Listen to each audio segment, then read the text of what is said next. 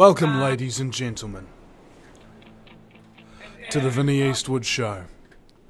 Broadcasting live on AmericanFreedomRadio.com from the fabulously fluoridated capital of Auckland, New Zealand, the island chains nation in the sunny slave South Pacific, Fukushima irradiated and fluoridated, where everybody has a part-time job as an incandescent light bulb to help the economy by government mandate of our Prime Minister John Key, the Federal Reserve banker.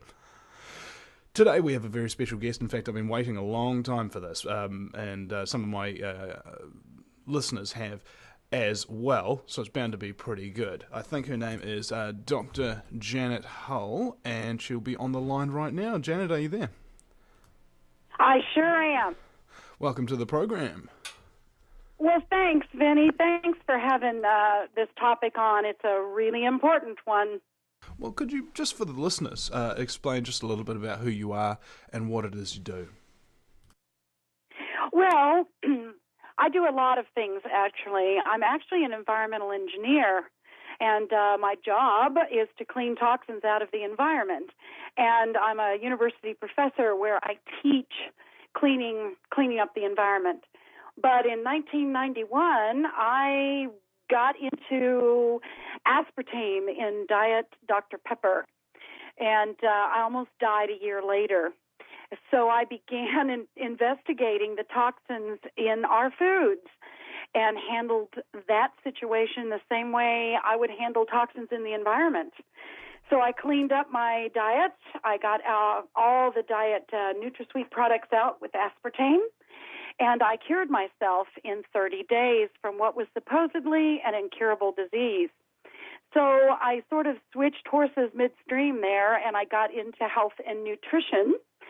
But I treat health and nutrition like a toxicologist, like I'm cleaning up people's toxins in their body, just like I'd clean it up in the environment. So I am a NutraSweet aspartame diet soda expert on the dangers of aspartame and sucralose and asulfame K and cyclamates and the whole gambit.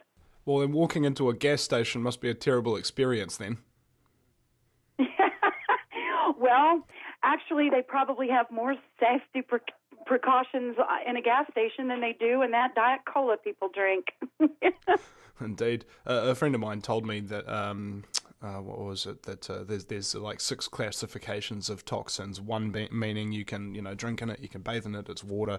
And 6 meaning if you take 1 whiff of its fumes, you're going to flop around on the ground and die for a couple of minutes, a couple of seconds or something.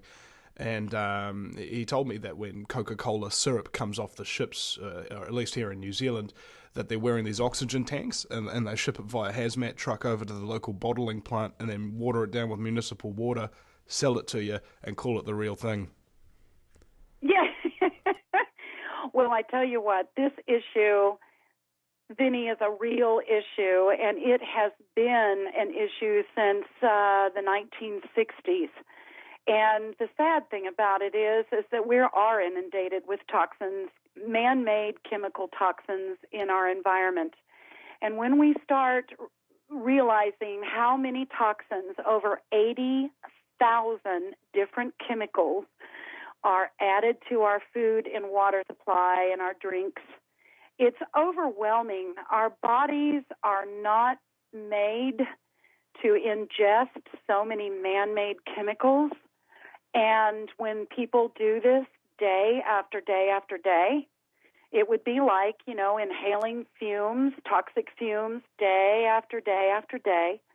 We're going to break our bodies down. We're going to get sick. Children aren't going to develop physically or emotionally normal. It's amazing that this is such a common sense issue. And it's a nuts and bolts. Take the toxins out and, you'll be healthier. But this has been going on and on for over 30 years because the money that the pharmaceutical companies make on the drugs to counter the side effects, and actually the pharmaceutical companies that own these cola companies are the ones that own the companies that sell you the drugs for the side effects, it nets so much money, they just won't let it go. Well, disaster is a profitable business, especially if you're the one who creates it and then you're the one that people scream, help me, save me. Exactly. They've got you coming and going, don't they? They do. They do. And the sad thing is, people can make the choice. People can smoke cigarettes. They can consume alcohol. They can eat fatty foods and fast foods. But if they make that decision to do that, and the freedom that they have to make decisions, good or bad decisions, if they at least know the entire story, if they have all the data, if they know that if you smoke cigarettes, there's a chance that it could harm your body. But with the diet drinks and the aspartame and the other diet sweeteners, consumers are not being told the truth, and they're not being told the other side of this issue and the health dangers it can present. So people are consuming this product without the truth, and to me, that is one of the biggest crimes and disservice, because the researchers know it, the corporations know it, the governments know it, everyone knows this information. They just aren't allowing it public because they would rather profit than, have a blanket, healthier mass society. Now, there's another element to this. A friend of mine, my girlfriend's friend, Rowan, is drinking Coke Zero and things like that. And she runs marathons, and she's a lawyer, and you'd expect these educated people to have at least, I don't know, some modicum of intelligence, and I tell her that stuff's very dangerous. You got to stop drinking it. It'd actually even be better to drink the regular Coke than the aspartame flavored one. Not that that's good at all. And I was wondering, what would you tell somebody who doesn't know anything about it, and to I don't know, give them the info that they'd need to kind of push them over the edge and just go, you know what, I don't think I'm going to buy another bottle of that. The first thing that you tell people is this is very well documented, very well researched, and it has been proven to be true. Usually, especially intelligent people who work with, lots of documents and they need a lot of evidence and proof, that they're going to look at you like, all right, let me listen to you. Because it's not your opinion, and it's not just another complaint, that people are throwing out there. It is true science, very respectable science. And then when you tell people that this is extremely political, they seem to listen and pay attention to that as well. And I'm sure you know that, and with doing your radio show. So much in our modern time is so politically tied that when people realize that this issue is political, they will listen, because everything right now is political. All of the good things seem to be swept past, under the carpet, and what is seeming to rule this world is profit and arrogance and control. So that's what I usually tell people. Look, I almost died from it, but let me tell you, it is a true, valid concern. And if they want to listen, then you can give them the research, and you can give them some of the history.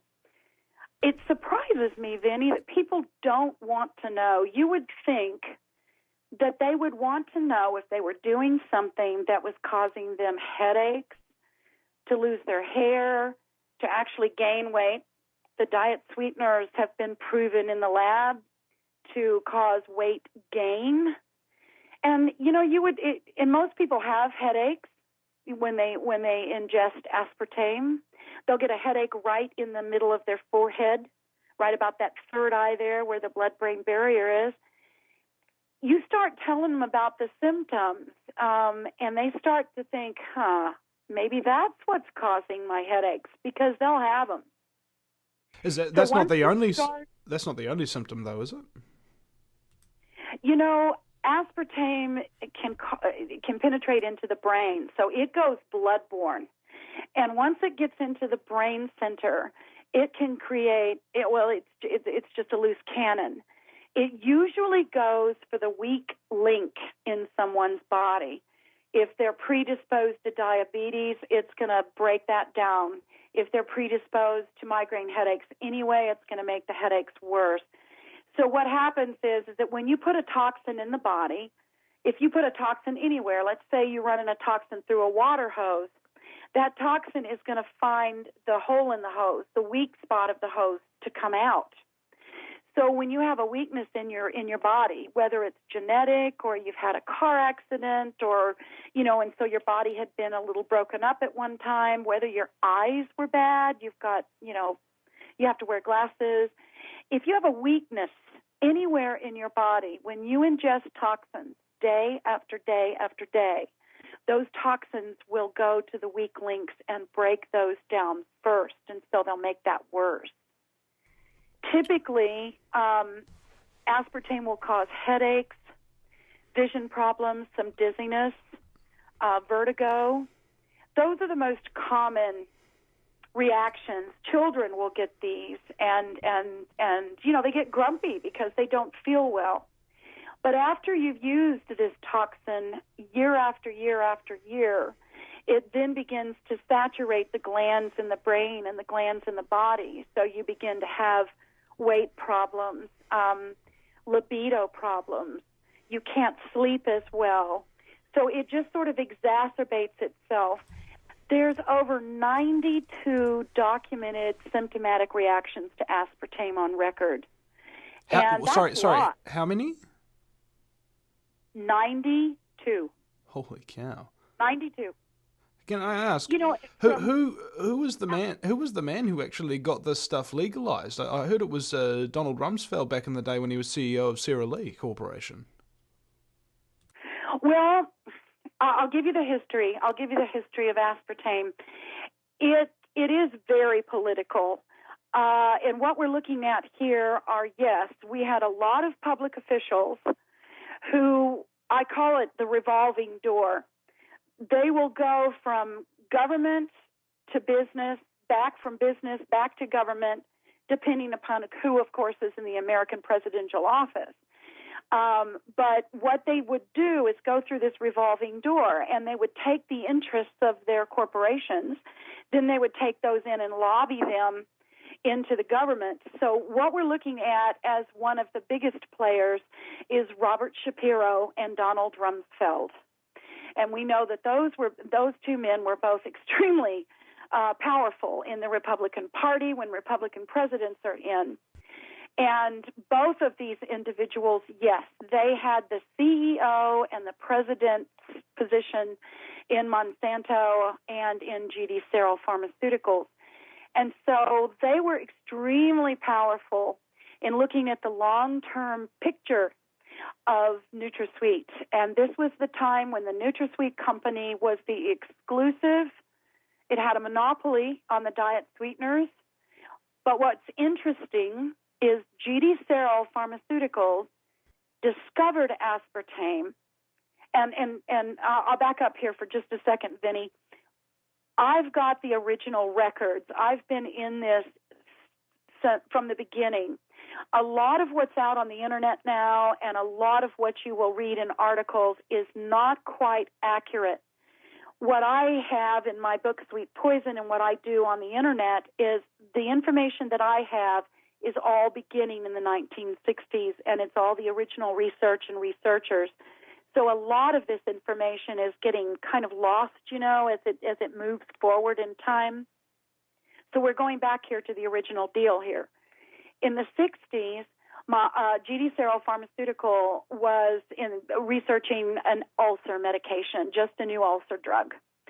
And the researcher in the laboratory accidentally discovered that his concoction was sweet. And it really never went here nor there. They continued to perfect the formula, and when they realized that it was no calorie because it was a drug, and they realized how sweet it was and it didn't have an aftertaste, they decided, whoa, we've found us an artificial sweetener. And the only sweetener on the market at that time was saccharin. and saccharin had a bitter taste, and people weren't going for it. They weren't buying into the quote-unquote diet fad before the 1960s. Saccharin was mainly for diabetics and people that were grossly overweight.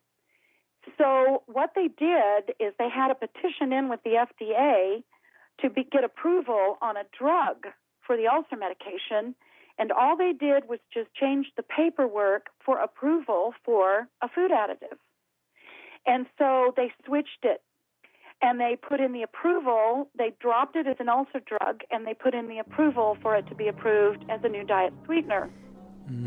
Okay, Dr. Janet, we're coming to the break here, just a short break here for the network, and we'll be right back with Dr. Janet Hull, one of the world's foremost authorities on aspartame, if not the world's foremost authority. We'll be right back after the break. Join us in the chat room at thevinnieeastwoodshow.com. Back in a minute.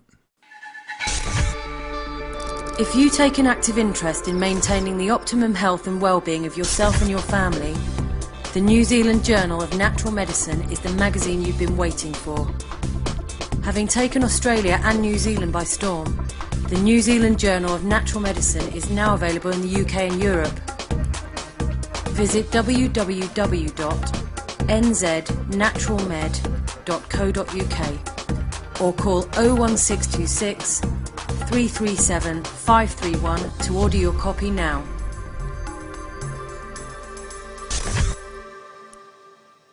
Do you realise every day we are being put under constant stress from wireless radiation? What's worse is that you don't even know that it's happening. It puts as much stress on our body as if we had a constant viral infection, draining our energy and sapping our strength, or just making us irritable and fatigued. These wireless fields are being emitted from computers, microwaves, mobile phones, power lines, and any electrical appliance. Now there is a solution. A group of research engineers in New Zealand have come up with an active shielding device that shields you from wireless radiation at a cellular level. Blue Shield comes in 3 models: a household, portable, and USB that plugs into any computer. The great thing about Blue Shield is it is very affordable and guaranteed to last. A one-off purchase will see you being protected for years to come. Visit AmericanFreedomRadio.com and click on the Blue Shield banner. Blue Shield, brought to you by theVinnieEastwoodShow.com.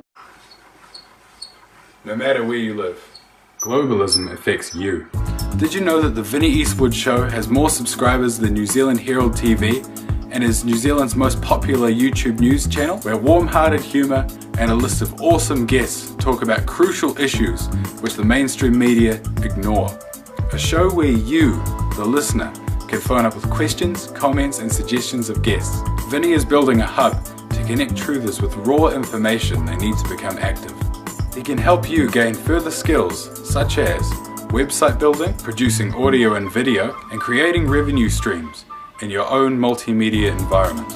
Because Vinny supports such a wide range of people in the truth movement, he is not government or corporate backed and relies entirely on your donations. Give now, give generously, or subscribe for $10 a month for access to ad-free video archives. Just visit thevinnieeastwoodshow.com and click donate. Welcome back. Welcome back, ladies and gentlemen, to the Vinnie Eastwood Show on AmericanFreedomRadio.com. You can join us in the chat room at thevinnieeastwoodshow.com there. In fact, we've got a whole bunch of people in there, more than normal, so that's nice. Dr. Janet Hull is my guest. Doctor, welcome back. Thank you. Now, what were we up to? We were explaining the history behind aspartame there. The aspartame, and this is when, it was a GD Seral pharmaceutical thing. So aspartame came on the market, they accepted it as a diet sweetener or as a food additive when they put the application in with the FDA in the early 1970s. But by this time, independent researchers began to research this miracle diet sweetener thing. And several of the scientists were from Washington School of Medicine and SUNY and Cambridge, and from very reputable institutions. And they were discovering that the aspartame was eating holes in the brain mass of their laboratory animals. And they were using primates in the study, and all the primates were dying from grand mal seizures. So they came forth when the application for FDA approval was first put in the early 70s. These researchers came forth and spoke in front of the FDA and said, no.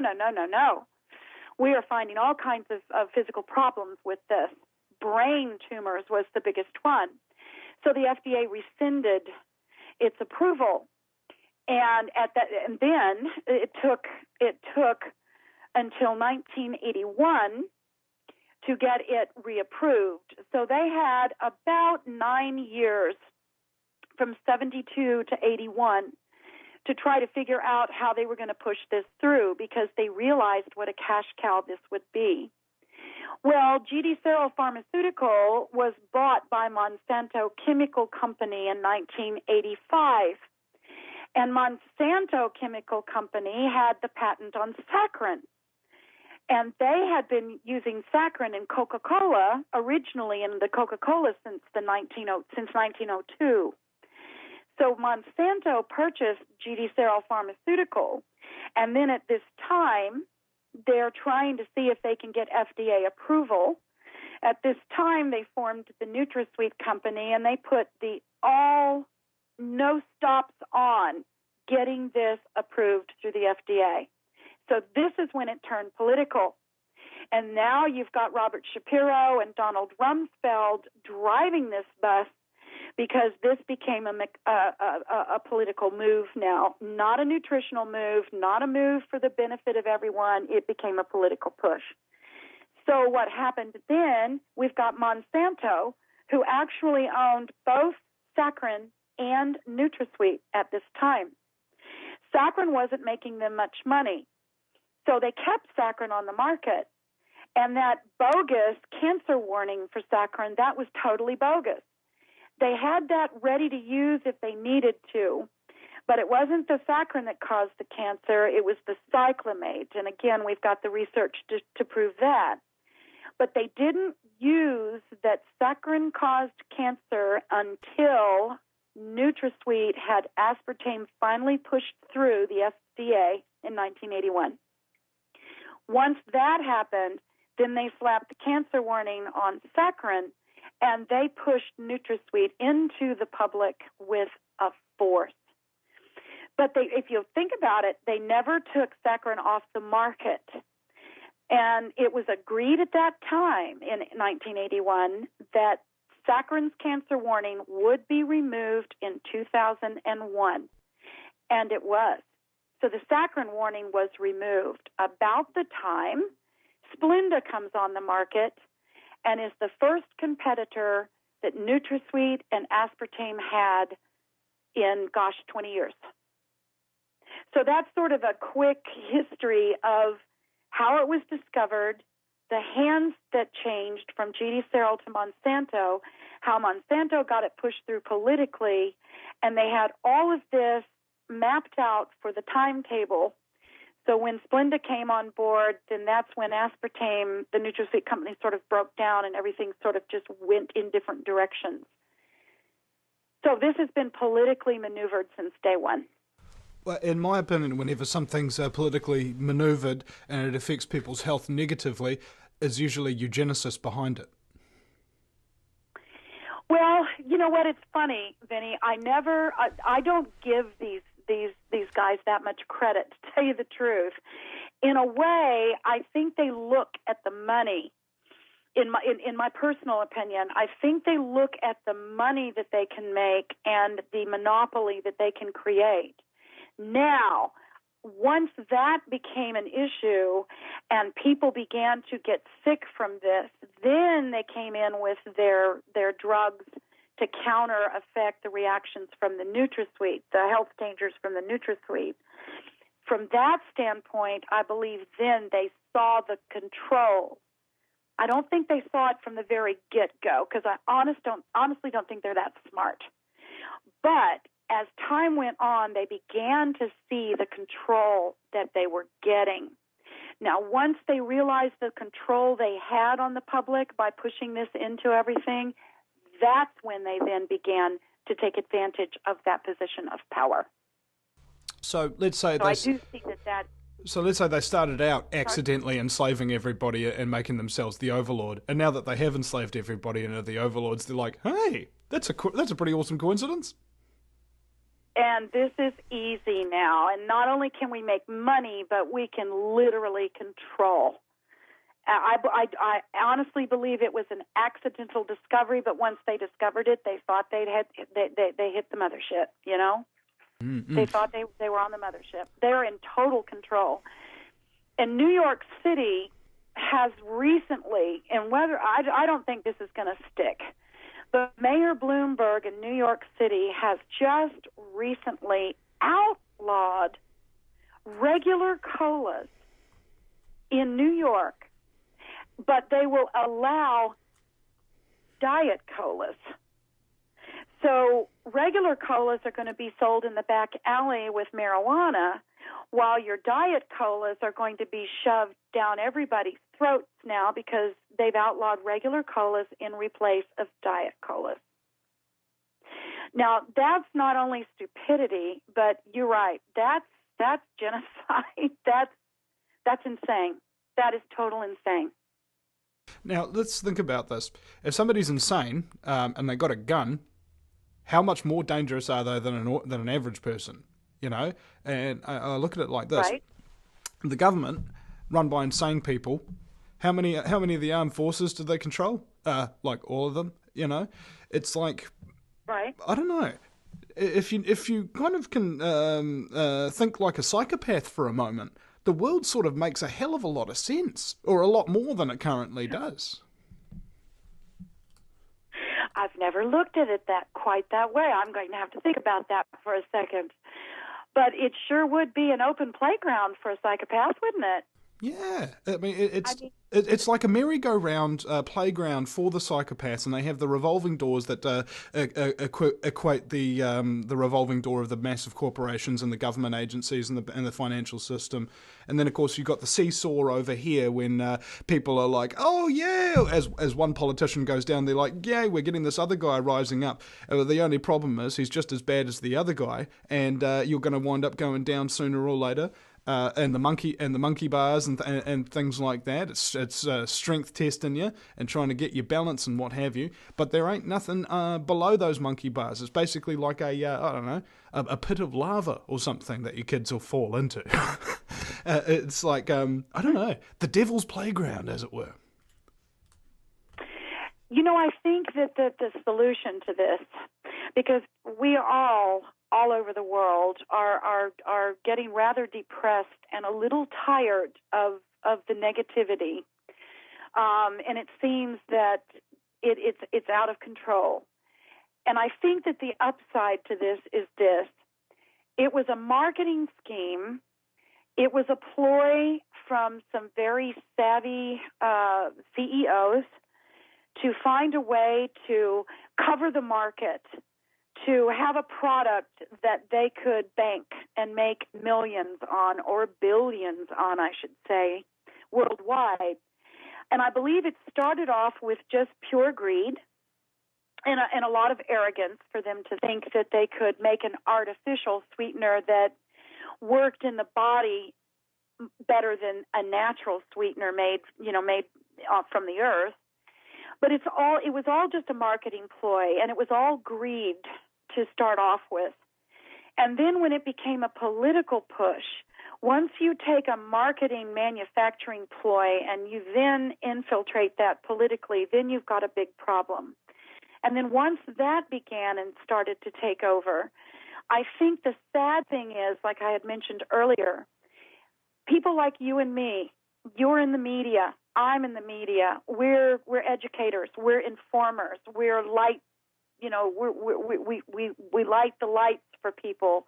We want them to understand this isn't here, it's in front of you. You must learn about this. You must work to find out everything you can about this issue, because this issue is manipulated to harm your health. It's up to the people It is up to the people to stand up to the corruption, to stand up to the bullying, and to stand up to, the racketeering, if you will. It's up to the people to say, okay, enough, no more. I'm not going to buy this product anymore. We as consumers are the only ones that are going to stop this, because I do not believe politically it's going to get stopped. It's gone way too far. It's gone on for too long, and their roots are too deep. And I think as consumers, we actually have to be the ones that fix this. Nobody else is going to fix this but us. How do we do it? We do it by standing up to these bullies and say, no more. I'm not going to buy your product.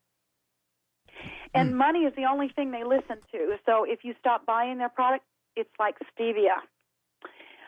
A friend of mine in the 1980s was the stevia importer into Texas, where I live.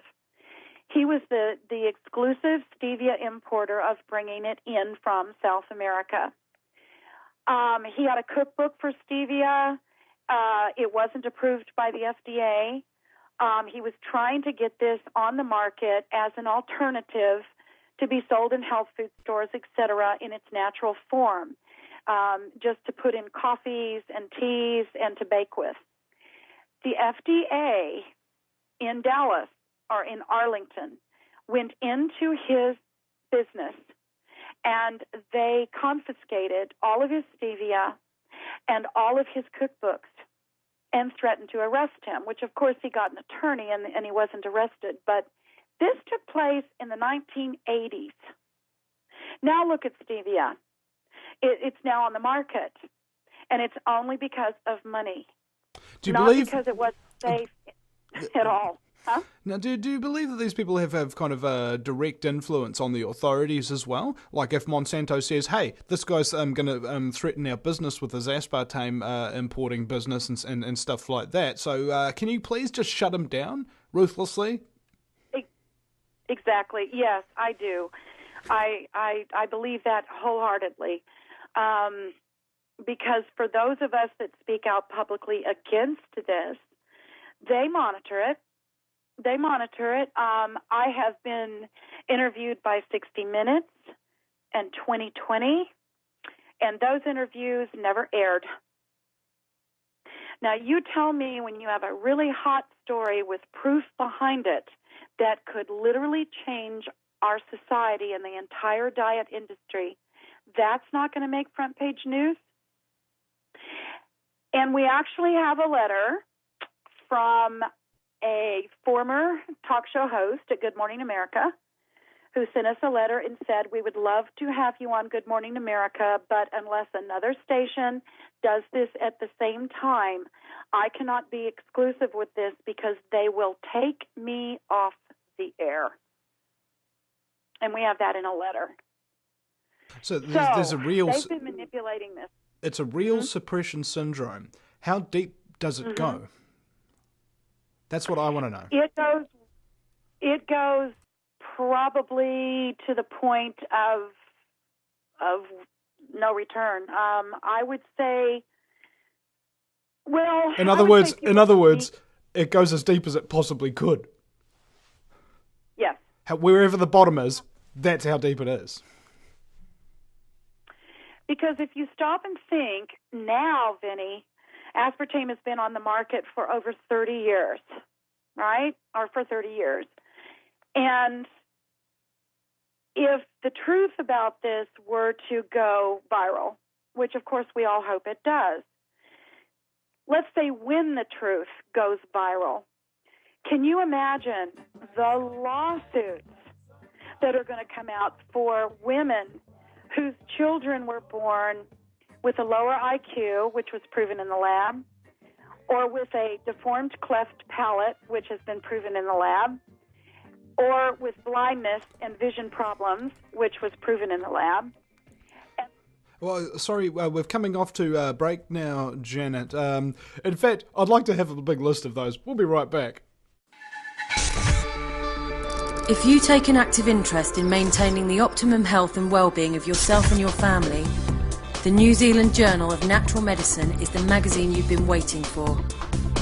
Having taken Australia and New Zealand by storm, the New Zealand Journal of Natural Medicine is now available in the UK and Europe. Visit www.nznaturalmed.co.uk or call 01626 337 531 to order your copy now.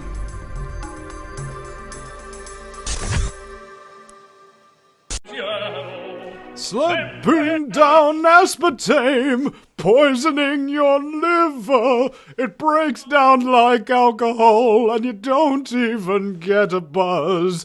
Destroys your pineal gland and gets sold to people who work for Monsanto, and then you're gonna die because of this scumbaggery. Welcome back, ladies and gentlemen, to the Vinny Eastwood Show, the most operatic 2 hours in talk radio on AmericanFreedomRadio.com. My very special guest, the fabulous Dr. Janet Hull. Welcome back. You started off before we went to break on basically listing a whole bunch of these things that have been proven in a lab. I'd like you to actually kind of continue. I mean, we've only got an hour and a half left, so maybe we could... 'cause are there that many? Yeah, we could. You know, it's funny because this is a 2-hour interview, and it's going to go so fast, Vinny. There is so much information to throw at everybody because nobody knows any of this stuff, and they're like, really? It's just amazing what has been kept out of the public. I would say that the symptoms that we are seeing as chronic health issues worldwide are going to be the ones that are going to have aspartame at the root of them. Aspartame causes cancer. That has been proven. It causes brain tumors. That has been proven. And we're seeing more and more people, having brain tumors. And they're blaming it on cell phones and stuff. Okay. But is the person drinking a Diet Cola while they're on the cell phone? I mean, which one is it, you know? Do they exacerbate one another? Does the aspartame weaken the body so the cell phone can get in? See, we've got so much coming at us with so little good information. We really don't have any good science anymore. And are there any binary effects? Like I don't know, like on the movie, what was it called? Die Hard with a Vengeance. They had this explosive, and either substance by itself, nothing. You know, you transport them easy, but you mix them, and it's a deadly explosive. Is there anything like that? Oh, yeah. Oh, this is going to blow your mind. 2 things. One is when in the laboratory, Petri dish, when you mix saccharin with aspartame, both in the powdered form, okay, it will reach boiling point.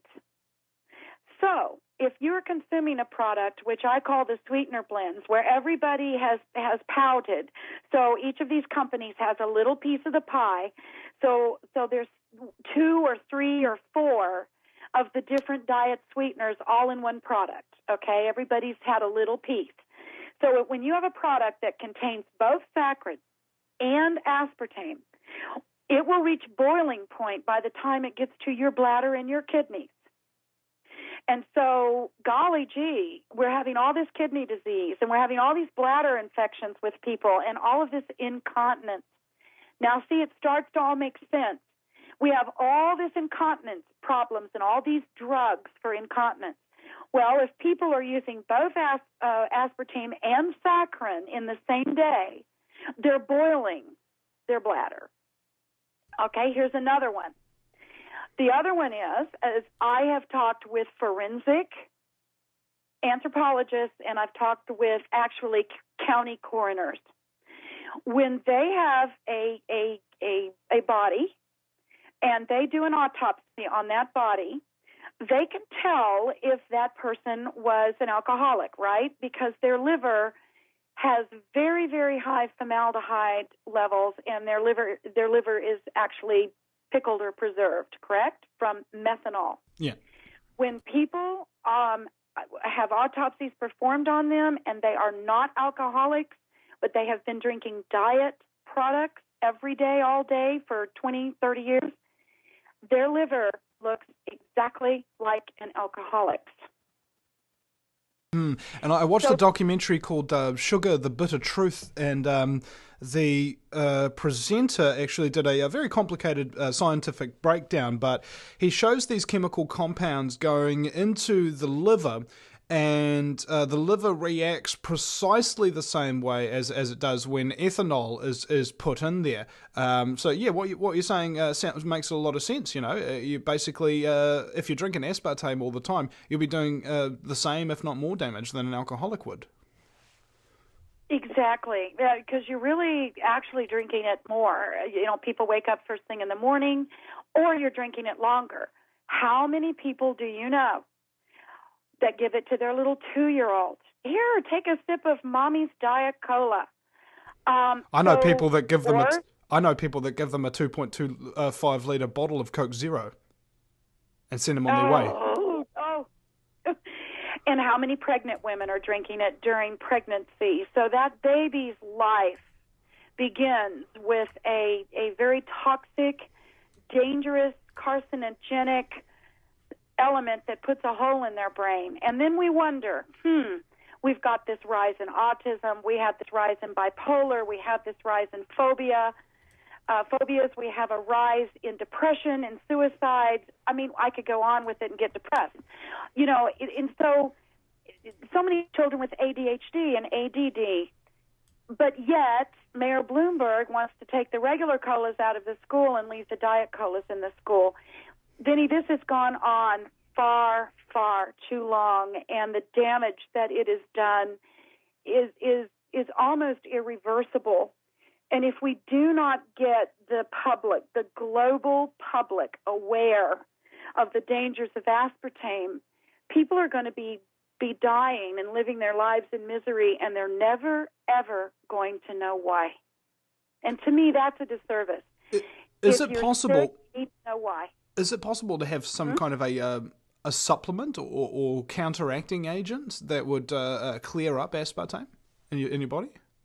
Yes. There's a detox. I have a detox program that I invented actually to help people detox from aspartame, and this comes from my environmental engineering spin. I was lucky to be one of the first 5 Americans that did remediation after Glasnost in Eastern Europe in the late 1980s, after the Berlin Wall came down. And I went over there with an environmental company, and we did work in Poland and Czechoslovakia. And when I was over there, I was very, very fortunate to talk to some awesome East Europeans, and I learned about the healing benefits of French green clay. And French green clay comes from the dried European seabeds around the Mediterranean, obviously in France. And they're very, very pure, and they're deep. And Europeans have been ingesting clay for centuries, not just putting it on their skin as mud packs or to remove, alopecia or skin diseases. Probably used it for leprosy back in biblical times. But French green clay has been ingested for centuries in Europe. And when Chernobyl melted down, the Russians knew, the Soviets at the time, they knew the healing benefits of French green clay. So I found out firsthand from the Eastern Europeans that when Chernobyl melted down, the Soviets put French green clay in chocolate, and they dispensed chocolate free to the public, so that they didn't want to let them know of the dangers they'd just been exposed to with Chernobyl. But what they were doing is they were trying to detox them immediately with the clay. Then the Soviet government has they raised and buried Chernobyl under a landfill of French green clay because it absorbed the radiation and held it. So I thought to myself, if the French green clay can encapsulate and entrap radiation this well. When you ingest the French green clay, it should capture and trap all toxins in the body. So I brought the French green clay back to the United States, and I put together a detox program for aspartame toxicity. And Vinny, it will take out mercury, lead, aluminum. It takes out any toxin in the body without any side effects. And so I work with people that have aspartame toxicity. And when they detox, they do get better.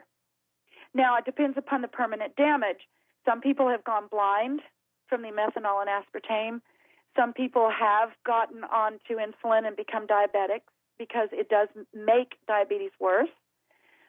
And some people have been diagnosed with MS and they don't have MS. So sometimes the damage has gone on too long and they can't restore 100% health. But I have hundreds upon hundreds of people I have worked with that have restored 100% of their health. So basically, the body is an amazing thing and it can heal itself, so, provided you stop poisoning it and start getting some nice things in there. The neat thing about nature and being an environmental scientist is we see it all the time in nature and we don't question it. For some reason, we question it when we do the same thing to our human body. But in nature, there can be an oil spill, radiation, whatever. You can go back in and clean that up. You can find microorganisms that will eat it. The clays will absorb it. Alkalinity will disengage it. And then nature will restore itself. Well, the human body can do the same darn thing. Remove the toxin, replace the nutrients it's stripped from your body, and your body will heal. All right. Well, that's a good first hour for us, and we have one more with the fabulous Dr. Janet Hull, expert on aspartame, and we will be right back after the break at the VinnyEastwoodShow.com. Don't you go changing, ladies and gentlemen. Do you realise every day we are being put under constant stress from wireless radiation? What's worse is that you don't even know that it's happening. It puts as much stress on our body as if we had a constant viral infection, draining our energy and sapping our strength, or just making us irritable and fatigued. These wireless fields are being emitted from computers, microwaves, mobile phones, power lines, and any electrical appliance. Now there is a solution. A group of research engineers in New Zealand have come up with an active shielding device that shields you from wireless radiation at a cellular level. Blue Shield comes in 3 models: a household, portable, and USB that plugs into any computer. The great thing about Blue Shield is it is very affordable and guaranteed to last. A one-off purchase will see you being protected for years to come. Visit AmericanFreedomRadio.com and click on the Blue Shield banner. Blue Shield, brought to you by the VinnyEastwoodShow.com. No matter where you live, globalism affects you. Did you know that the Vinny Eastwood Show has more subscribers than New Zealand Herald TV and is New Zealand's most popular YouTube news channel, where warm-hearted humour and a list of awesome guests talk about crucial issues which the mainstream media ignore? A show where you, the listener, can phone up with questions, comments and suggestions of guests. Vinny is building a hub to connect truthers with raw information they need to become active. He can help you gain further skills such as website building, producing audio and video, and creating revenue streams in your own multimedia environment. Because Vinny supports such a wide range of people in the truth movement, he is not government or corporate backed and relies entirely on your donations. Give now, give generously, or subscribe for $10 a month for access to ad-free video archives. Just visit the VinnyEastwoodShow.com and click donate. Welcome back, ladies and gentlemen, to the Vinny Eastwood Show, hour number 2 of the fastest 2 hours in talk radio. All the shows are archived, so you can check them out at thevinnieeastwoodshow.com, and it says all shows are archived. Click here, and you'll get there, as well as special interviews, and I go on other shows as well. So if you want to see what I'm like with other people and stuff like that, go for your life. It's all free, all available there. The information is compelling, always. Just like my very special guest, Janet Hull, Dr. Janet Hull, should I say. Welcome back. Thank you. Okay. Now, getting into the whole aspartame issue, it's like there's inputs, throughputs, and outputs. And if I were to be, I don't know, conspiratorially minded, you'd have a look at the definition of conspiracy. It's two or more people coming together to cause harm on another group of people without that group of people knowing about it. So aspartame definitely fits in there. And my definition of conspiracy theorist is somebody who believes that there are powerful people in this world who have a lot of influence, who use their power to maintain their influence. And in my opinion, whenever you're dealing with anything that's not public knowledge or a conspiratorial or things like that, people will often have reservations about whether or not they listen to it or choose to comprehend it. So as soon as somebody says the word conspiracy, it doesn't exist, there's no such thing. But it's simply not the case. And it's the wording and terminology that we use that sometimes people get hung up on. And the fact of the matter is, aspartame's poison and it's dangerous, and they're keeping on putting it through. So they can't have any positive intentions. And I believe that this has run its course. I really do think there is going to be an end to this, Vinny. I'm going to say within the next few years. I am surprised, as I had mentioned before, that this has had the tenure that it has. And from the documents that I have read in the early days of NutraSweet, when it had the exclusive patent, so we could say the word NutraSweet here because they were the only supplier of the diet colas and all of the diet gums and the diet products. And at that time, Ajinomoto Corporation in Japan was the exclusive supplier of aspartame. Now Ajinomoto has 40% of the world market because when Monsanto lost its patent in the early 90s, aspartame then could be manufactured by any company. The patent was public then. But when it was exclusive and they had the monopoly on the world market with these diet products, definitely they realized that they thought they were going to get busted, which is why they kept saccharin in their back pocket. They were ready to put the cancer warning on saccharin, but they never did until aspartame came on the market.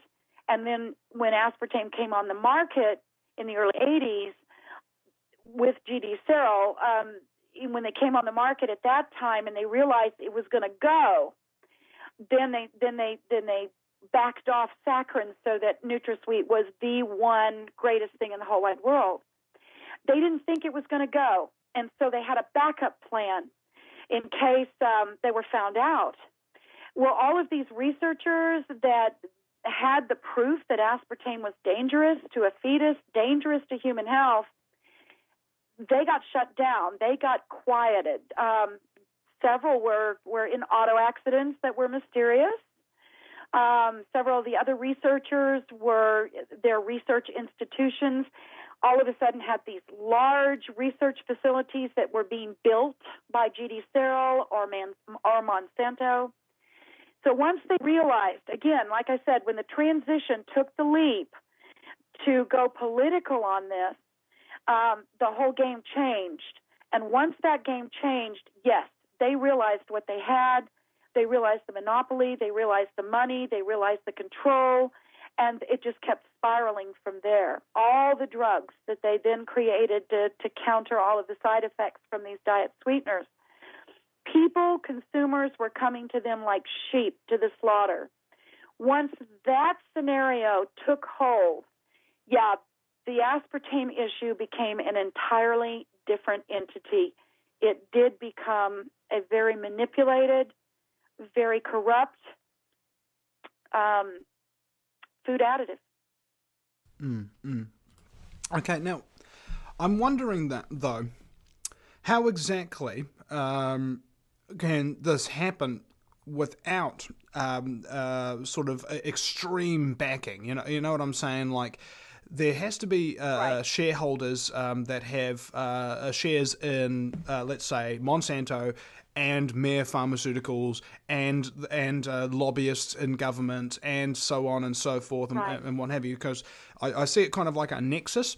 And when you look into aspartame, or you look into or virtually anything that the government or corporations are doing that's real nasty to people, you find out invariably that there's so many other connections and particularly very similar names pop up. They do. And again, I think you'll see the patterns, too, when you go back and look at the history of all various controversial pharmaceuticals or food additives. You can look at the pattern. And I would say that before the 50s, we were looking at technology that was used to help in the wars. You know, we were looking at technologies that preserved food longer, that could stay on the shelf a lot longer for medications and that kind of thing. Once we got into the 60s and the 70s, back in those days, the FDA was really trying to do the best job they could do. They were a group of human beings that were trying to make the best decisions. As time went on and the politics of, manufacturing and pharmaceuticals began to infiltrate political control, then we started seeing changes in the FDA. When aspartame was first approved in the 1970s, the FDA stepped up to the plate. They really did. They stepped up to the plate and they said, no, this isn't safe. And this is something a lot of people don't know about the FDA and the government. The FDA cannot do any research on its own. There's too many products coming in for approval. It's a government agency, so there's not enough money to employ the researchers needed. So the FDA relies on the corporations and the companies applying for FDA approval to do their own research. And they're back in the olden days, it was the honor system. Well, in this day and time, there's no honor system. These corporations are submitting their own research for a product that they see could make them billions of dollars. But in the 60s and 70s, the FDA said, no, we're going to look at independent research, and they did hire researchers for a panel to research the safety of aspartame. And believe it or not, this panel said, no, aspartame is not safe for the public. So you see, we have this cutoff in the early 1970s, 1972 to 1974. And between 74 and 81, we see the corruption. That's the dark, deep well of corruption that began to take place. That's where we saw the pharmaceuticals, G.D. Searle and Monsanto, infiltrate into the government through Robert Shapiro and Donald Rumsfeld. That's where it took place, right there. And then from that point, the FDA then was being paid off. So, yep. You said in 1984, right? It came out, it came back on the market in 81, 82, right when Reagan was taking office. When Reagan was elected and Reagan took office, he put in place a new FDA director, and his name was Hull Hayes, and no relation to me. When Hayes took office, when Reagan came into office, Reagan said to Hayes, "Look, we want to speed up the government process here. We want to get products sped through faster. We want to get approvals faster. We just want to speed this system up." So Hayes pushed NutraSweet through, pushed aspartame through. The FDA directors prior to Hayes had rejected the aspartame. When Hayes and Reagan came into office, people woke up one morning, aspartame had been approved. 6 months later, Hull Hayes goes to work for one of the Monsanto companies. Well, it sounds like So that's where he's been promoted, and I see this similar methodology happening with say corrupt cops or corrupt government officials and things like that. You would think that they'd look at this person and go, oh my God, this person's dangerous. They're a criminal and they lie all the time and stuff like that. So naturally, they're perfect people to put in the heads of companies, the perfect people to put in the heads of countries, because, well, basically, if you have a look at most major corporations, like multinationals and things of that nature, and indeed the major governments of the world, corruption's part of the game. They simply wouldn't be able to survive without it. I would say on the path of the consumer, and what we're looking at now, as you said, with conspiracy theories, okay, when you look at a very well-organized machine, which we are now looking at a very well-organized machine with the aspartame issue, because it is litigious, and at some point in time, this is probably going to be what we would call a sweetener gate. It is going to be a massive litigious issue because of all of the damage this has done to fetuses, to children, to people. And they were aware of this, okay? There's your key, is they knew about it. And so they know that it is litigious like this. And so now part of this conspiracy would be, how do we do chaos control? How do we do crowd control?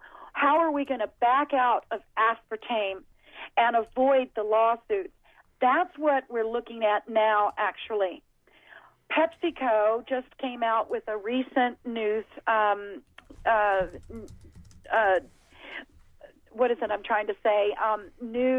news clip that they say that they're going to start backing off of aspartame, and they're going to put Asulfame K in their Pepsi formula because they're claiming that their Pepsi formula just doesn't seem to taste as good as it used to, because when the aspartame is in the heat, it breaks down and it causes the product not to have its really great taste.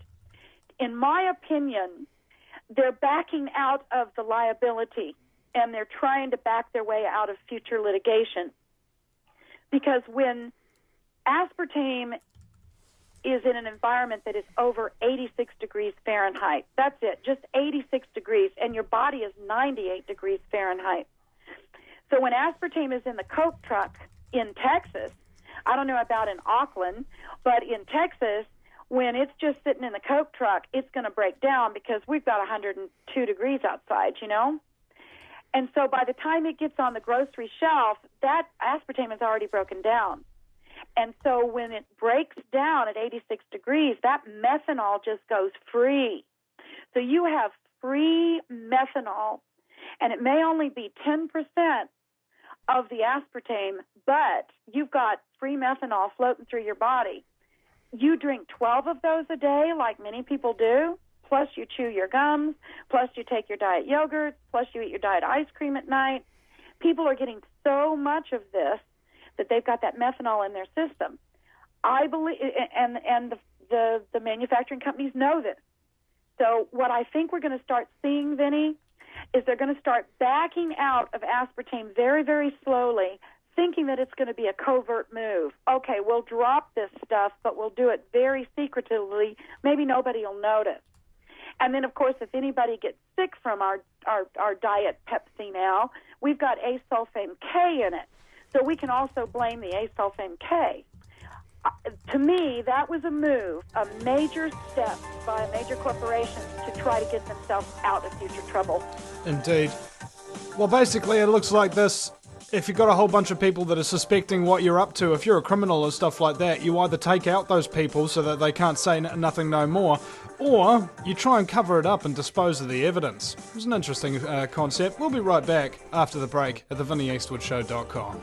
Do you realise every day we are being put under constant stress from wireless radiation? What's worse is that you don't even know that it's happening. It puts as much stress on our body as if we had a constant viral infection, draining our energy and sapping our strength, or just making us irritable and fatigued. These wireless fields are being emitted from computers, microwaves, mobile phones, power lines, and any electrical appliance. Now there is a solution. A group of research engineers in New Zealand have come up with an active shielding device that shields you from wireless radiation at a cellular level. Blue Shield comes in 3 models: a household, portable, and USB that plugs into any computer. The great thing about Blue Shield is it is very affordable and guaranteed to last. A one-off purchase will see you being protected for years to come. Visit AmericanFreedomRadio.com and click on the Blue Shield banner. Blue Shield, brought to you by the VinnyEastwoodShow.com. If you take an active interest in maintaining the optimum health and well-being of yourself and your family, the New Zealand Journal of Natural Medicine is the magazine you've been waiting for. Having taken Australia and New Zealand by storm, the New Zealand Journal of Natural Medicine is now available in the UK and Europe. Visit www.nznaturalmed.co.uk or call 01626 337 531 to order your copy now.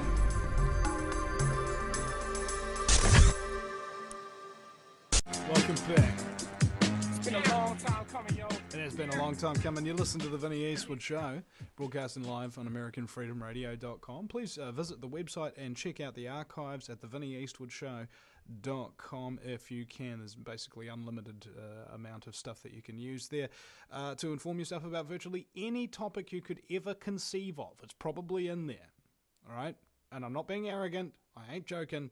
It's simply the case because we let virtually anybody, not everybody, but anybody, come on this show to talk about whatever it is that motivates them, whatever it is that they are passionate about. Today, my very special guest, Dr. Janet Hull, passionate about aspartame and artificial sweeteners and the scumbaggery therein. And Janet, I'd like to ask you a question. It's about kind of, are there any elements about the subject that you broach quite regularly as you know, part of your gig, your game, whatever? Are there any elements of it that you kind of refuse to speak about or try to avoid because it's a little bit, you don't know whether it's 100% true or something, and it's an opinion, not a fact? That is correct. What I try to do, because I am a research scientist, what I try to do is promote the data that is 100% supported by documents and evidence. Because I feel, because this is a debate, and we are debating against some very, very powerful people, if you continue to stay focused on what you know is true and cannot be covered up or debated, then you're going to keep the debate on a real good, positive move forward. What happens with this group of people that are trying to silence this information is that they play dirty. Obviously, they play dirty. And in order to stay and survive and to stay on top of this issue, we have to stay focused on what we know is true. So I pretty much focus on, I've got my opinions on everything, but when I do a public presentation and I'm wanting to educate people, I want to educate them like a professor would. I'm going to educate them on what I know is solid. And then from there, they can go on their own journey and investigate in their own ways. But it forms a good base, a good solid base. And Vinny, gosh, I got sick in 1991. I wrote my book, Sweet Poison, in 1997. And here we are in 2013. And we're still talking about it. The book is still selling. It's taken this many years, and I've continuously kept this going. But I think it's because anything I put out there, anything I say, anything I write, anything I do, they can't dispute it because it's backed. And so that's what's kept me going. And I think that's how we have to approach this particular topic. It's easily proven. Easily proven. We just have to get the information public. Once it's public, it ought to come down like a house of cards. Well, that's true, and it's kind of held together, kind of like by duct tape to a certain degree. That's how liars are. You know? And on this show, I like to encourage people, particularly credible researchers by yourself, to actually go into those topics that are your opinion, that you're not 100% sure about. Because usually you don't mention them because you know the host might judge you, or the audience might not comprehend, think you're a little bit nuts or anything like that. But what I try to do is just give people the platform to just say what they think and say what they feel. Just cause here's a place where you won't be judged, and with an intelligent audience that I have, you will be comprehended regardless. Yeah. Well, I believe I could even have documents to back this up. But the history of this particular topic sources to a handful of very arrogant individuals, mostly male, who I don't think have respect for people. I think they think they're better than others, and they have no regard for human life. And they look at everyone with a dollar tag on their forehead. And I think that they looked at something that they could make a lot of money on off of people. I think that it stroked their arrogance and their ego. And when they realized how easy this was, that it was like sheep coming to the slaughter, I think that their arrogance grew, and I think their greed grew. And I think it's to the point now to where these key players, Robert Shapiro, Donald Rumsfeld, they have taken their money and they've scrammed because I think that they're wusses, and I think that they know that this is going to come down, and when it comes down, they're going to run and hide. And I think that's where we are right now. I think Shapiro and Rumsfeld are going to hide from this, and I think when this particular aspartame issue does become public and it comes down, I think you're going to see the rat jumping off the ship. And I think that's where we are at this point. Your advertisement, right, at this break, was that we are at a crossroads, be it an earth change, be it a social change or a human change. I do believe we are at a crossroads. And I think that our culture is in for a lot of changes, and I have to hope that they're for the better. But the sad thing is that if we have a devastation on this planet, if people do not understand the truth about what's been going on all around them for over the last 30 to 40 years, to me that's what makes it so sad. I think people need awareness, and it might be a bitter pill to take, but I think people need to wake up and shake up and recognize the fact that they have been controlled and disrespected by a bunch of arrogant rulers and leaders in this country and in our world.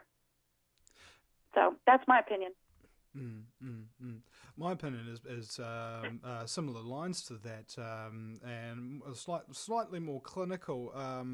Basically, if you ever look at the American Medical Journal, I think it was maybe 4 or 5 years ago, they published an article studying psychopathy, and the description of a psychopath was very interesting. A very nice, rather well-polished, intoxicating individual who brings you in, and you kind of admire them, but they don't have terribly large amounts of relationships outside of business, no long-lasting ones anyway, and they have no concern for anybody other than themselves. And the 3 likely industries that the journal said that you are to find these people is business, media, and politics.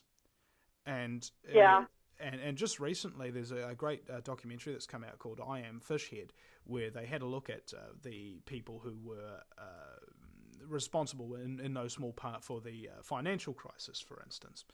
And what they've determined is that being a psychopath and having that kind of what we would call an emotional handicap in the industries, on the other hand, are actually a leg up, as it were, because they sabotage people that are above them in order to get their job. They lie and manipulate in order to get them way up there. Because if you want to do something honestly, with integrity, it'll often takes time. If you want to do something dishonestly and psychopathically, you don't have to wait around for achievements or any kind of moral ethic to give you your input before you act. And if you understand that mentality, suddenly a lot more of government and businesses and media makes more sense, or at least to me it does anyway, because you see the symptomology and you see the effect of it in our financial industry and in our politics. You know, these people who lie endlessly and yet continue to benefit from lies and manipulation endlessly as well, and they're not called up on it. And it's true what you say. We are coming to that point where these lies will be revealed en masse, and there are so many, not just aspartame, that are kind of like coursing its way all through our society, our entire medical industry, the media, blah, blah, blah, blah, blah. It's a big, big can of worms, and I think now it's about time to feed that can of worms to the fishes. I think we're at the point, and I didn't mean to cut you off, because I enjoyed listening to the way you put that. That was very, very clear. And I think prior, something mysterious about this point in time in human history. We really are at a turning point, because prior to this moment, let's say in the 1960s, and maybe it's technology that has moved, that has made the veil come down, but it seems that prior to this point in our cultural history around the world, human beings didn't have the influence to stand up to the Aspartame, to the NutraSweet company, or to Monsanto Chemical Company, or even to politicians. But look at what's going on in Greece and Italy and Spain. The people are finally standing up, and I think, we've had a history of who could stand up to rulers and kings, etc. For some reason, the NutraSweet company and Monsanto Chemical Company were able to pull this off successfully and put a toxic chemical out there that they could make billions off of. But for some reason, this point in our human history seems to be the time to where what we say and what we know is being heard. I've been saying the same thing for almost 20 years, but it seems right now those words seem to be heard differently. People are understanding them more. I think our society has a part of this role, though, to make the changes, because we're accepting what is being handed to us and given to us, and accepting that, we can't change it. No, we can change it, and I think it's up to us now, because the ruling powers are going to continue to do what they do forever. They're not going to change it because it's been working for them. Now I think it's up to the masses to say no more. We're going to make changes. And it's like your girlfriend's mate who is drinking these Coke Zeros like they were bottles of water. My question to her now would be, I would ask her this, Vinny, why? Why are you drinking this crap? Is it a psychological thing? Do you have a weight issue? Do you have an eating disorder? Do you have an issue with your self-esteem? Why are you drinking this stuff? Here is the data to say that it's bad. Why do you continue to do it? And until that friend of your girlfriend stops drinking the Diet Cola, the manufacturers of the Diet Cola are going to keep making it and selling it. So my point is this. I think we have reached point in human evolution and in human history to where the masses are going to have to stand up and go, why am I continuing to take this? Why am I doing this repetitively, day after day, just being a trained monkey in a sheet?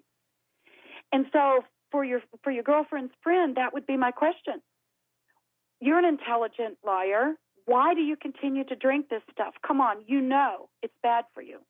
And I would throw the accountability back on her. And once she comes to terms with that accountability, then that's when she'll stop using it. And then that's when these corporations are going to start breaking down.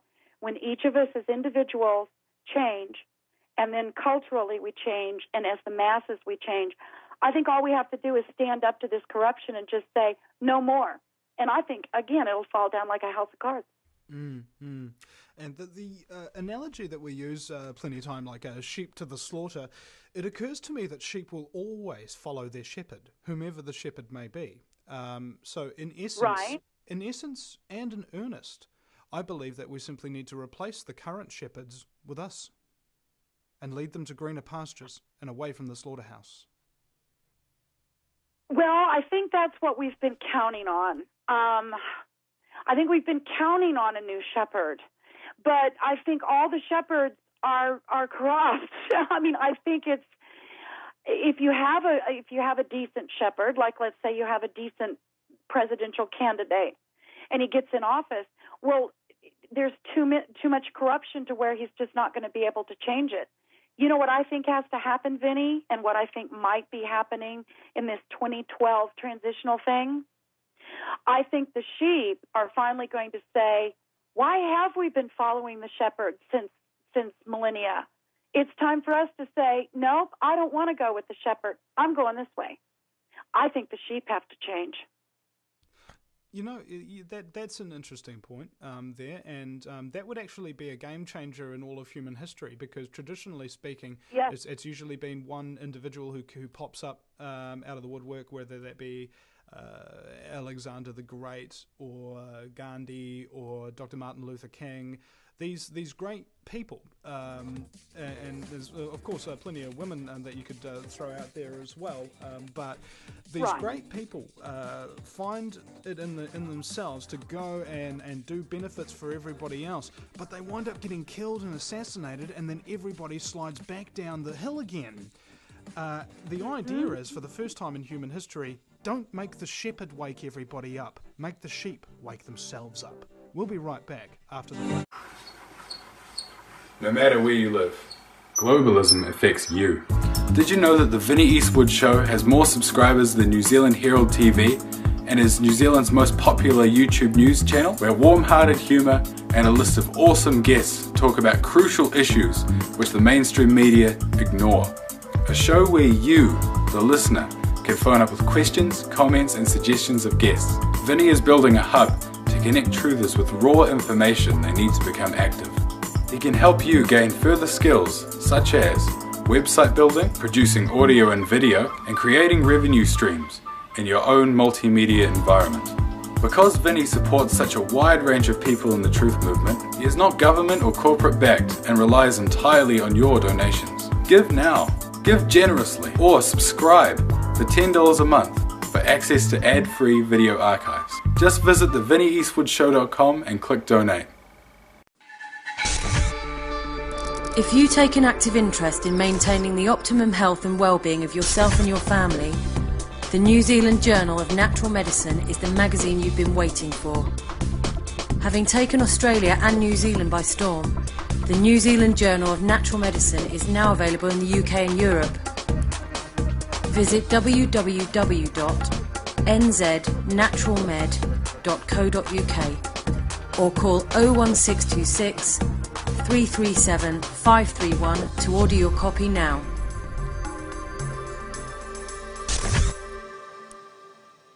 Do you realise every day we are being put under constant stress from wireless radiation? What's worse is that you don't even know that it's happening. It puts as much stress on our body as if we had a constant viral infection, draining our energy and sapping our strength, or just making us irritable and fatigued. These wireless fields are being emitted from computers, microwaves, mobile phones, power lines, in any electrical appliance. Now there is a solution. A group of research engineers in New Zealand have come up with an active shielding device that shields you from wireless radiation at a cellular level. Blue Shield comes in 3 models: a household, portable, and USB that plugs into any computer. The great thing about Blue Shield is it is very affordable and guaranteed to last. A one-off purchase will see you being protected for years to come. Visit AmericanFreedomRadio.com and click on the Blue Shield banner. Blue Shield, brought to you by the VinnyEastwoodShow.com. Welcome back, ladies and gentlemen. Final segment here. And when I get guests like Dr. Janet Hull, people have got a lot of credibility, a lot of experience, a lot of insight. I always regret that the show's only 2 hours long. It's like that movie 2012, as I say many often. I just wish we had more time, but we don't. so we'll have to make do with what we can. I'd like to throw a question at you, and it's an intense question. It's an intense question. It's a fishing question. Okay, so take from it what you will. If you were to look back on your life, and have a look at your achievements, your accomplishments, your experiences, and then you were to look forward to, say, the day that you die, on your deathbed, what would you say to the people who are with you on the day you die? What would you want them to remember about you, and what would your message to them for the future be? I really hope that I made a difference in this world. I could see things, I can feel things that others can't. And I feel like my purpose is just to turn the light on for people, just so that they can start their journey on their own. I guess I'm a bell ringer in a way. And I would have to hope that my book, Sweet Poison, and I've got another book out that I'm trying to get published at the moment on Earth Changes, I would have to hope that what I know to be true, which will help the evolution of our souls and our spirits, I would have to hope that my work succeeded in enlightening other people and opening the doors to set them free so that they could just keep moving forward on their own journey. I would have to hope I succeeded. Mm-hmm. And I think it's like when you devote your life to others, and I've said this many times on this show before, the reason why we're doing this is the protection of human life. That's basically right. What it comes down to. Protect human life at all costs, even to the point of sacrificing what our lives might have been or could be, or that kind of thing. You know, I always wanted to just make Hollywood movies and stuff like that and get into the film industry, but once you see what's going on, your life changes. Those goals you once had simply no longer exist because the reality that they were once based on also no longer exists. And you have to start from scratch again. Well, we do. We live in a hologram. This planet is such an... Are you still there, Vinny? Oh, yeah. Oh, I thought I lost you there for a second. It got real quiet. This planet is such a beautiful, special place. And every blade of grass on this planet is just amazing. Every animal, everything is so wonderful here. We have been given a plethora of such fantastic, positive stuff, and we have literally destroyed it. We have taken advantage of it. We put a price tag on this entire planet, and we have allowed the greedy, arrogant, mostly men, to take advantage of this entire globe for personal gain and ego. And to me, that is the saddest thing, because we had been given the opportunity to be the best we could be, and we would be so much further down the line of evolution if we had spent the last 2,000 years playing on this grand planet instead of trying to manipulate it and label it and price it. It's almost as if we have wasted the last 2,000 years. And to me, the shame of it is that one day, someday, this planet's going to keep going, but mankind isn't. Because if we don't destroy ourselves, the planet is going to have enough climate changes to where we're going to change in such ways that everything that we know today is going to be very, very different. So what we have for today is all we've really got, because tomorrow it could all be gone, or it could all just be different. And not enough people have savored what's in front of them at this very moment and really paid homage to it. It's all nature. It's all wonderful, wonderful nature. Instead, we're focused on how do we look, or what car do we drive, or how much money can we make off this, or do I really have to do this? I don't feel like it. I'm lazy. I'd rather watch TV or get on my iPad. We're really off track, Vinny. Humanity is very, very off track. And I really think we've gone so far down the wrong road. I don't know if we're going to be able to find our way back. Not the way things used to be. I don't think anything on this planet is going to be the way it used to be. It's all going to be very, very different in the future because we've burned our bridges. I would say we've burned our bridges. Like we've now, passed, not to sound negative. as if we're past the point of no return. No, it's not negative. I mean, look, Chernobyl, for instance. Do you think we can go back to a cancer rate we had pre-Chernobyl? No. Right. There ain't nothing we can go back to.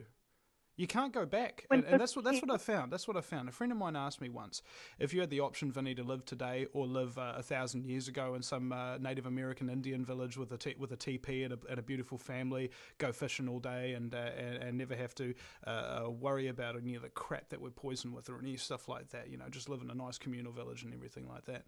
I said maybe I would, but point is, I can't. Right? You can't go back.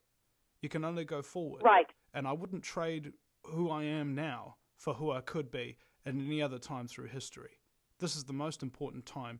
Trials and tribulations are often overcome by people, because people, despite what many people would think, are incredibly talented, capable, and creative. And it seems when we work together, when we try to do things for others, specifically when you're in service to humanity, you accomplish the greatest and most powerful things that, well, basically the things that it's capable of overcoming, the things that we're capable of overcoming and have done all the way through history, are unfathomable. And the problems then were just as unfathomable as the problems we see today. So on the one hand, yes, we're in great risk, grave danger, and I am of strong belief that many, many people will die soon enough because of this system and the things. In fact, people are already dying all over the place from these various toxins and chemicals that are contaminating our lives. But I do believe that in the capacity of the human spirit, because it's the lesson of history. Wouldn't it be wonderful if we could have all of the conveniences that we have now with no strings attached, to wherever, it was all equally proportioned, to where there was geothermal energy that was powering the planet, and Tesla's resonance technology to where we could communicate with each other with no strings attached. Wouldn't it be great if some people had petroleum? It's like, well, okay, dude, that's too messy and much too complicated for me. You can do your thing, but I'm going to come over here and get this free energy source here. Wouldn't it be wonderful if we took all of our technology, all of the brilliance that we have gained as a human being, and we turned it towards the good and a universal planet? And again, that's where your Gandhis and your Martin Luther Kings and your John F. Kennedys were all coming into play. They were saying that, and Abraham Lincoln wanted to say, "Come on, well, let's just create our own money. We don't need to get involved with any of the other money in Europe and all this and that." And it's like we can't quite get there. We can't figure out how to let the good stay good. There's always some sort of parasite and some sort of pillager. That's something that's holding us back. It's holding us back, right? Like a leech that just simply needs to be burned off so that his teeth will retract and he'll drop on the floor and go, ah. Exactly. And I think it's that easy. It's just like one of those sheep has got to say, no, I don't like that shepherd, so I'm not going. And then the rest of the sheep go, well, I don't like him either, but I was just following everybody else. As sheep, we've got to be able to stand up and say, nope, this is the wrong shepherd. No, he's the bad shepherd. Yeah. Hey, in fact, it brings to mind two photos that I saw on Facebook just quickly. One is a group of sheep being herded by a sheepdog, and there's one sheep outside of it, and he's saying to the other sheep, "Hey guys, I think the farmer and the dog are working together." And then one of the other sheep says, "Oh, Trevor, you're just a conspiracy theorist." And then the next. And then the next one is a lot more gruesome. It's actually in a meatworks, and there's one sheep there still in his wool, and he's looking around at all these other dead sheep that are hanging up and all their meat and blood dropping off him. And he says, "I warned you." Right. And that is so true. I think what we're looking at now is the world that I would like to have, Vinny, would be I'd like to be able to shake your girlfriend's mate hand and say, "Hi, I'm Dr. Janet Hall, and how are you? And, by the way, I've got something, that I just want to share with you and just give so that I can make your life better." And I would love for her to be able to turn around and go, "Thank you so much. What a kind soul you are to share with me some information that you think will make me better. Let me take your information and go research it, and then I'll decide whether it's right for me or not. But thank you." But I think that our sounds world is now... It sounds like a nice world, and I say we should work every day to head towards it, even if it's an impossible dream. Doesn't mean we can't achieve it. We'll see you again sometime, ladies and gentlemen. Dr. Janet, thank you very much for your time.